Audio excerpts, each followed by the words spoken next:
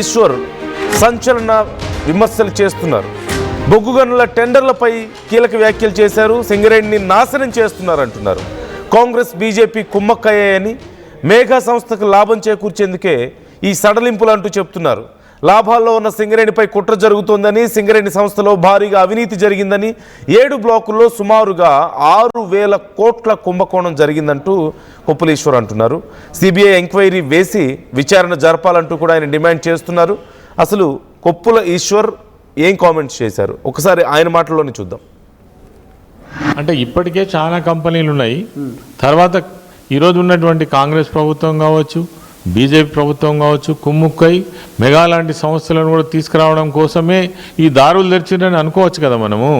వాళ్ళు ఎవరి కోసం ఇదంతా ఏర్పాటు చేస్తున్నారు అనేది ఒక్క మాటలో చెప్పాలంటే సింగరేణి సంస్థను సర్వనాశనం చేయడానికి కంకణం కట్టుకున్నారు కాంగ్రెస్, తర్వాత బీజేపీ ప్రభుత్వాలు. ఇక్కడ ఉన్నటువంటి బీజేపీ నాయకులకు కూడా పూర్తి వాళ్ళకు సహకారం అందిస్తూ వాటాలు పంచుకుంటూ చీకటి ఒప్పందాలు చేసుకొని గతంలో ఎంత గొప్పగా వెలసిల్లినటువంటి సింగరేణి సంస్థని ఇలా సర్వనాశనం చేసే ప్రయత్నం చేస్తున్నారు. ఒకప్పుడు నేను ఉద్యోగం చేసినప్పుడు 1,21,000 కుటుంబాలకు జీవితాన్ని ఇచ్చింది. ఇప్పటికి కూడా 50,000 కుటుంబాలు ఆధారపడ్డటువంటిది. మరి లాభాలలో ఉన్నటువంటి సంస్థ దీన్ని సర్వనాశనం చేసేటువంటి ప్రయత్నం చేస్తున్నారు.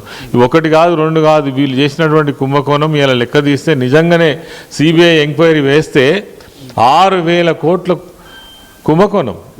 ఈ కుంభకోణం బయటికి రావాలి. దీని మీద నిజంగానే చిత్తశుద్ధి ఉంటే కేంద్ర ప్రభుత్వానికి బొగ్గు శాఖ మంత్రిగా మన రాష్ట్రం నుంచే ప్రాతినిధ్యం వహిస్తున్నటువంటి కిషన్ రెడ్డి గారు దీని మీద సిబిఐ ఎంక్వైరీ ఖచ్చితంగా వేయాలి. మరి నిజాలు నిగ్గా తేలాలి. మొన్న హరీష్ రావు గారు డిమాండ్ చేసిన దాంట్లో తప్పు లేదు. మీరు నిజంగానే సిబిఐ ఎంక్వైరీ వేయండి. ఆధారాలతో, సాక్ష్యాలతో ఖచ్చితంగా మేము దాన్ని మీ ముందు ఉంచేటువంటి ప్రయత్నం చేసాం. ఎట్లా కొప్పులీశ్వర్ గారు, ఒకటి 1,600 కోట్లని, ఒకటి నైనీ కోల్ బ్లాక్ నెలకు లేకుంటే సంవత్సరానికి 400 నుంచి 650 కోట్లు అంటే క్లారిటీ లేదు. అంత కన్ఫ్యూజన్, డిఫరెంట్ వార్తలు వస్తున్నాయి.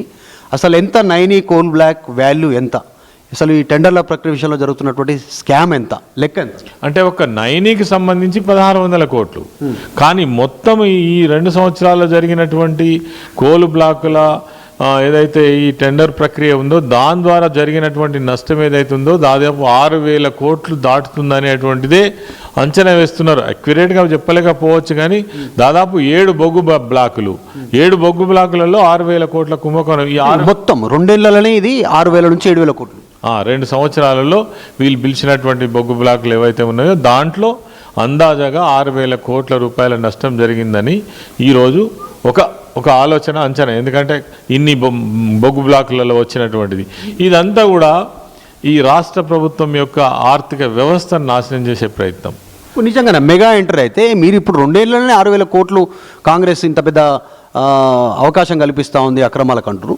ఇంకా 3 ఏళ్ళు ఇదే విధానాలు కంటిన్యూ అయితే మెగా ఇంజనీరింగ్ కంపెనీ ఎంట్రీ అయితే ఎంతవరకు వెళ్ళే అవకాశం? ఇంకా 3 ఏళ్ళు ఉంది అంటే ఇక ఏమైనా చేయొచ్చు. చేతుల అధికారం ఉంది. కేంద్ర ప్రభుత్వంలో ఉన్నటువంటి పెద్దలు సహకరిస్తున్నారు. ఇక వాళ్ళు కుమ్ముక్కు అయితే ఈ రాష్ట్రాన్ని అమ్ముకు తినొచ్చు. సింగరేణితో పాటు ఇప్పటికే అనేక కుంభకోణాలకు తెరరేపింది కాంగ్రెస్ ప్రభుత్వం.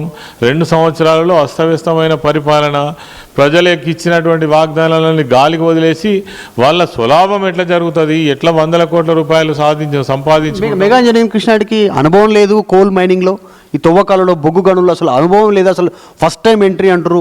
ఎంత క్యూబిక్ మీటర్ల తవ్వకాలు ఉండాలి, మట్టిని తొలగించి ఉండాలి, రాళ్ళను తొలగించి ఉండాలి, కొన్ని నిబంధనలు మెగా ఇంజనీరింగ్ కృష్ణారెడ్డి కోసమే సడలింపు చేసినారు. అంటే చేస్తారు. ఇక వాళ్ళకు ఒప్పందాలు ఉన్నప్పుడు అనుభవం సృష్టిస్తారు. ఏమున్నది, అనుభవం లేకున్నా అనుభవాన్ని తీసుకొస్తారు. ఎట్లయితే వాళ్ళకు మనం దీన్ని కట్టబెట్టగలుగుతాం అనేటువంటి నిబంధనలన్నీ కూడా పొందుపరిచి వాళ్ళకి ఇచ్చేటువంటి ఏర్పాటు చేస్తారు. ప్రభుత్వం వాళ్ళ చేతుల్నే, అధికారం వాళ్ళ చేతుల్నే. వాళ్ళు ఎవరికి ఇవ్వాలనుకుంటే ఆ నిబంధనలను పొందుపరిచి ఇచ్చే ప్రయత్నం చేస్తారు. దాంట్లో పెద్ద మనం ఆశ్చర్యపడాల్సింది ఏం లేదు.